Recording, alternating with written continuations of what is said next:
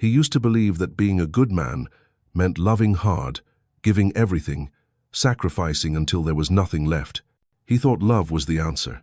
But after 50, something shifted. The real answer was peace. Peace, quiet, calm, without compromise. And he realized marriage didn't always bring that. So now, he's no longer chasing companionship that costs him more than it gives. This isn't bitterness, it's wisdom. Have you felt that shift too? Stay with me, because today, I'm sharing 18 honest reasons why mature men are choosing to stay single, quietly, confidently, with purpose. 1.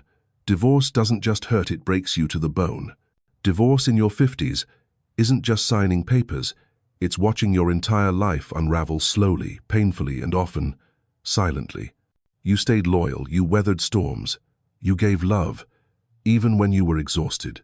You believed in vows, you thought that showing up, providing, protecting would be enough. But somehow, it wasn't. When it all ended, you didn't just lose a partner, you lost a home that once felt safe. You lost half your retirement, the fruits of decades of sacrifice. You lost time with your children, who became caught in the crossfire of legal systems and emotional scars. That kind of heartbreak doesn't heal quickly. And some parts of it, they never truly heal. You look back at the man you used to be hopeful, trusting, and realize that man didn't survive the divorce intact. After walking through that fire, what man would rush back into it? It's not fear of women, and it's not fear of love. It's a quiet, heavy wisdom, learned the hard way. Now, it's not loneliness he fears, it's losing everything again. The house, the peace, the connection with his children, watching it all collapse a second time. So he steps carefully, guarded, and if he must choose between uncertain companionship or certain peace, he chooses peace every time. 2. He's not chasing a wife, he's avoiding another act. Modern dating can sting more than people admit. At first, there's warmth. She's supportive, affectionate, and eager to connect. But too often, once the relationship becomes official, the atmosphere shifts subtly at first, then unmistakably. The same man who smiled through their early days suddenly finds himself facing demands, emotional distance, and cold indifference. The meals she used to prepare with joy disappear. The laughter fades. The effort to nurture vanishes. He's lived this cycle before, and it drained him. So now, he no longer chases the idea of wife material. He no longer believes in performances, hers or his. He avoids it entirely, not because he's bitter, but because he's clear. Clarity says this: better to be alone and real than partnered and performing. He refuses to re-enter a stage where roles are played, smiles are masks. Connection is conditional. He doesn't need rehearsed lines. He needs authenticity. So when he senses someone acting, showing their best self, while hiding their real self, he steps back. Not cynical, not cold, just experienced and unwilling to invest in another act. 3. Peace over problems always. By 50, peace is no longer optional, it's essential. His home quiet, clean, calm is his sanctuary. Every morning begins without tension, every evening ends without raised voices. That stillness is sacred. He remembers what it was like to walk on eggshells, carefully navigating someone else's moods, deciphering silences, anticipating conflicts that seemed inevitable. That way of living depleted him. Now, he protects his sanctuary fiercely. He doesn't need a relationship to feel whole. He's whole already. Companionship is no longer about filling space. It's about preserving peace. He understands this deeply. Peace may feel uneventful, but it's the foundation of a life well lived. So he's selective, highly selective. If a new presence threatens that calm, if it brings uncertainty, demands, drama, he simply won't invite it in. Not because he's closed off, but because he's finally wise enough to know what his soul needs most. Unless a woman brings more calm than chaos, she won't cross his threshold. He's done negotiating with dysfunction, done managing unpredictable emotions, done sacrificing serenity for the illusion of closeness. Peace over problems always. 4. He's tired of being too much just for being a man. There was a time when providing, protecting, leading were marks of honor, signs of a good man, a strong man. But today, the very same traits are labeled toxic. His decisiveness is questioned, his strength is criticized, his instincts are misunderstood. He's expected to pay for dinner, shoulder burdens, solve problems, yet apologize, simply for being himself. He feels caught between two expectations: be strong but not too strong, be sensitive but not too sensitive, lead but don't make anyone uncomfortable. Why would he step back into a world, or into a relationship, where his masculinity is seen as something to correct rather than something to respect? He doesn't want dominance. He doesn't need control. He simply wants authenticity, the freedom to live as he is, without having to shrink to make others feel larger. So he steps back, quietly, gently, but firmly, because at this age, he values peace over pretending. 5. Looking for a teammate, not a competitor. He's competed all his life in boardrooms, businesses, even in his own mind. At home, he's looking for peace, not another arena. He wants companionship, not combat. But too often modern relationships feel like debates rather than partnerships. Every decision turns into a negotiation. Every plan, a potential conflict. His leadership, once something he carried with care, is now seen as control. His suggestions, once thoughtful, are now interpreted as criticism. He doesn't want to win at home. He wants harmony. So when love begins to feel like war, when every conversation feels like a battle of wills, he steps away before his home loses its peace. He knows now, a true partner walks beside you, not against you. And if he can't find that partnership, he'd rather walk alone calmly, quietly, than fight for respect in a place where respect should have been freely given. 6. He's done with one-sided relationships. For years he followed the old rule: happy wife, happy life. He provided. He stayed silent. He bent himself to keep peace. He paid the bills, carried the emotional weight, met demands. But appreciation? Rarely. Instead of unity, he felt distance growing. Instead of gratitude, he felt increasing pressure. Instead of love, he felt invisible. One day, he realized, quiet resentment is not peace. Self-erasure is not love. He understood that real partnership cannot be one-sided, where one person gives endlessly and the other receives without pause. So he stopped. He chose himself not selfishly, but wisely. He decided that love should nourish both people, not deplete one for the sake of the other. Now, before he loses himself again, before he falls back into old patterns, he steps back early, quietly, firmly, and with a clear mind. Because after everything he's learned, he knows he deserved peace, not quiet suffering. 7. He finally sees his own worth. Around 50, something powerful happens. He stops looking outward for validation. He stops chasing approval in every glance, every compliment, every fleeting spark. He starts to see his own worth clearly, quietly, confidently. His worth isn't measured in how much he provides for someone else, or how well he can perform a role to win affection. It's measured in the wisdom he's gathered, the stability he offers, the strength he's built, not just physically, but emotionally. He becomes selective, not bitter, discerning, not detached. And this change, it transforms everything. He no longer accepts attention just for the sake of feeling needed. He no longer entertains relationships that drain him or diminish him. Now, if love shows up, it must meet him at his level, emotionally mature, respectful, clear. If not, he's perfectly content staying single because he knows his life is already full, even without applause from anyone else. 8. He seeks purpose, not just pretty faces. In his younger years, beauty alone could captivate him, charm could disarm him. But now, after half treads, he knows better. A pretty face means nothing if there's no depth. Charm without character, exhausting.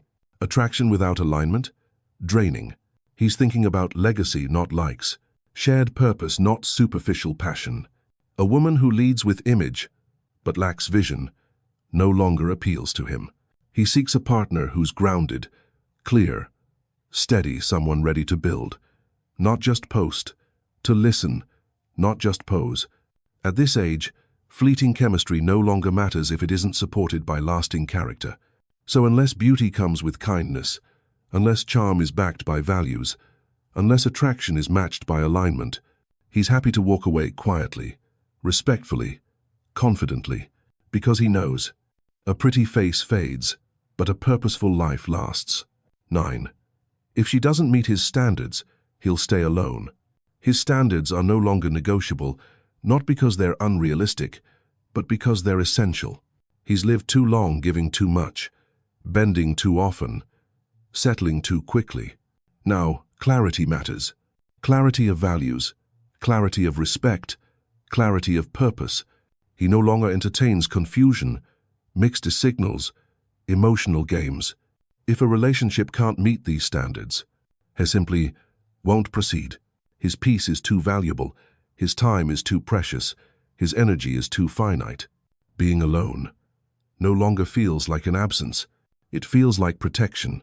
So he stays single gladly, if it means preserving the quiet sanctuary he's built, because he understands deeply now.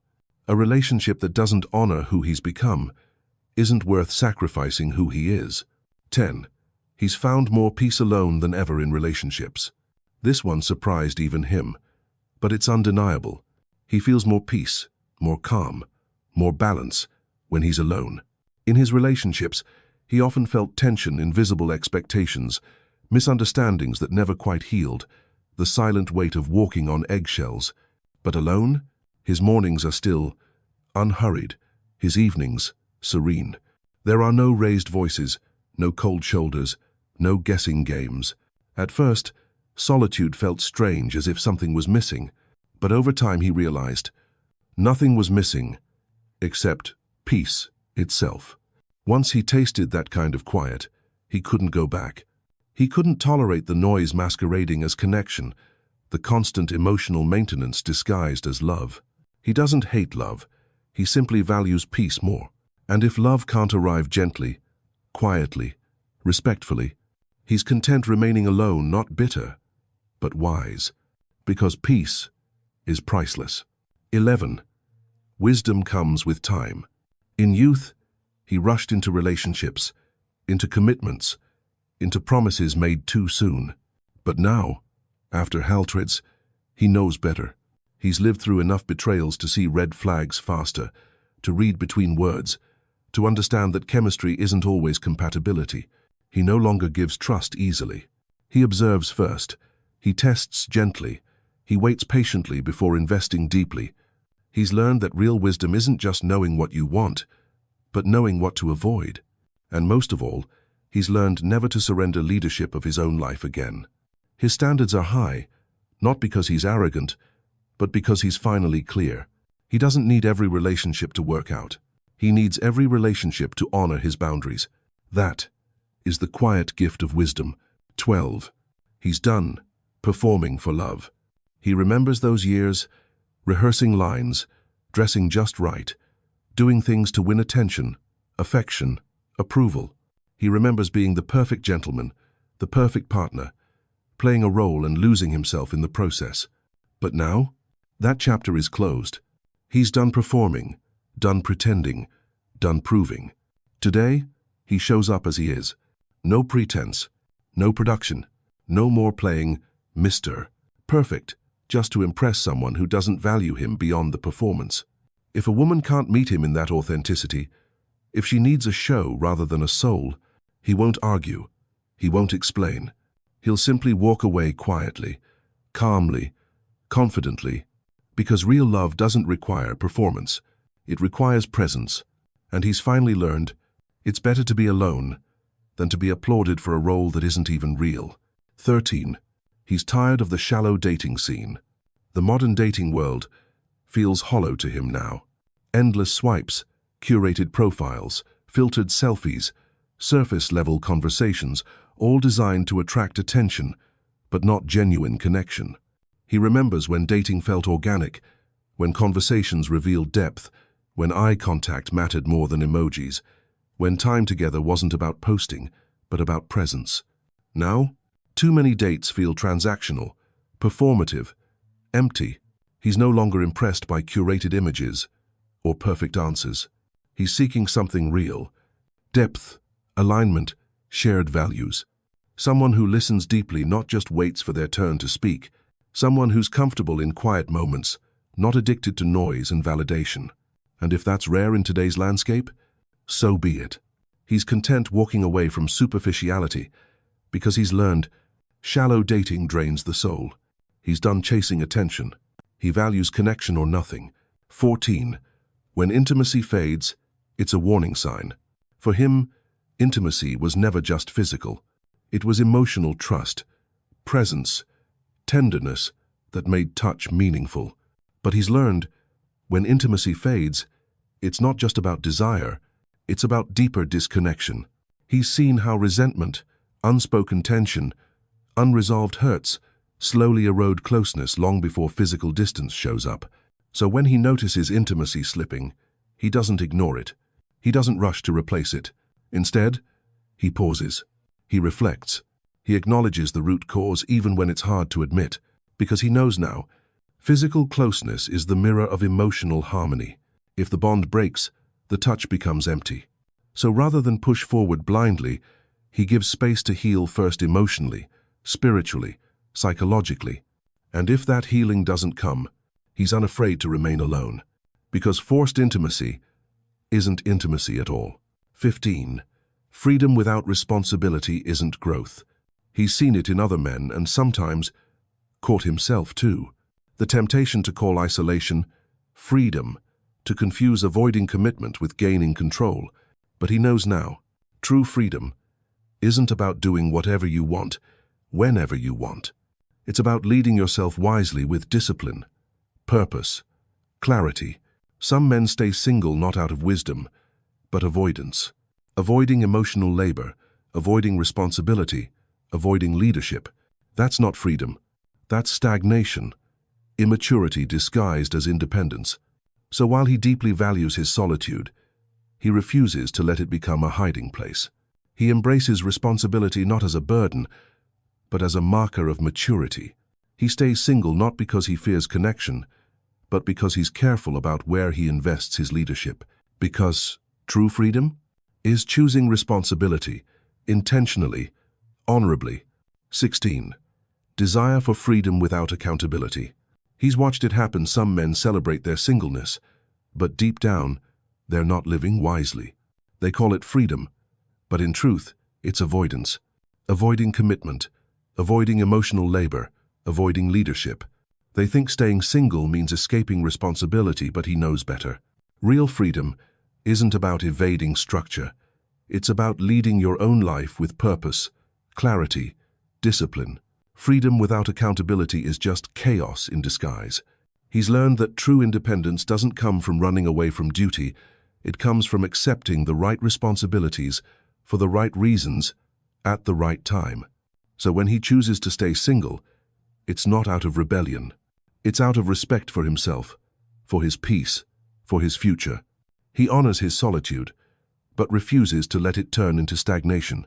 That's the quiet discipline of maturity. 17. Fear of emotional vulnerability. The scars are there, not visible to others, but deeply felt. After betrayal, disappointment, broken trust, it's easy for a man to shut down, not because he doesn't feel, but because he's exhausted from feeling too much, too deeply, too long. He knows vulnerability requires courage, and he's been courageous before, only to be hurt. So now, he guards his heart. He's cautious, not cold, careful, not callous, but deep down he understands. Healing isn't found in hiding. Connection doesn't come from closing off. To truly live, he must risk opening up again slowly, wisely, with discernment. He's learned this truth. A man who refuses to lead emotionally either becomes hardened or disappears into himself. He doesn't want that fate, so he gives himself time to heal properly and to open up carefully when trust is truly earned. 18. Some men just don't want to lead at all. Here's a hard truth. Not every single man is wise, or strong, or healed. Some have simply stopped leading. They drift, blaming culture, blaming women, blaming modern life. But behind that blame is passivity, not peace. Avoidance, not maturity. They aren't choosing solitude, they're avoiding life. And he knows that difference matters, because leadership isn't about controlling others, it's about showing up, consistently, honorably, courageously. He refuses to fall into that trap. He stays single, yes, but he leads. He leads himself with discipline. He carries responsibility where it belongs. And when or if he meets someone worthy of that leadership, he's ready. But until then, he won't abandon his calling. Because a man's role isn't something to run from, it's something to carry with dignity. So why are so many older men staying single today? It's not bitterness, not fear, and not weakness. It's clarity. It's wisdom earned through heartbreak, disappointment, and years of giving too much. They've learned that peace is priceless, that self-respect is sacred, and that true partnership must add to their life, not deplete it. For some, it's about protecting hard-won serenity. For others, it's about recognizing their worth, their standards, their need for authenticity. This isn't a rejection of love. It's a refusal to accept less than what love is meant to be.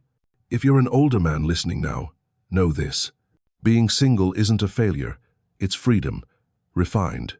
And if love comes again, it must arrive gently, quietly, respectfully, ready to walk beside you, not ahead of you, not behind you. If this resonates with you, leave a quiet comment below. I'm choosing peace, and I'm choosing me. Because at this stage of life, there's no greater wisdom than knowing who you are and guarding that peace above all.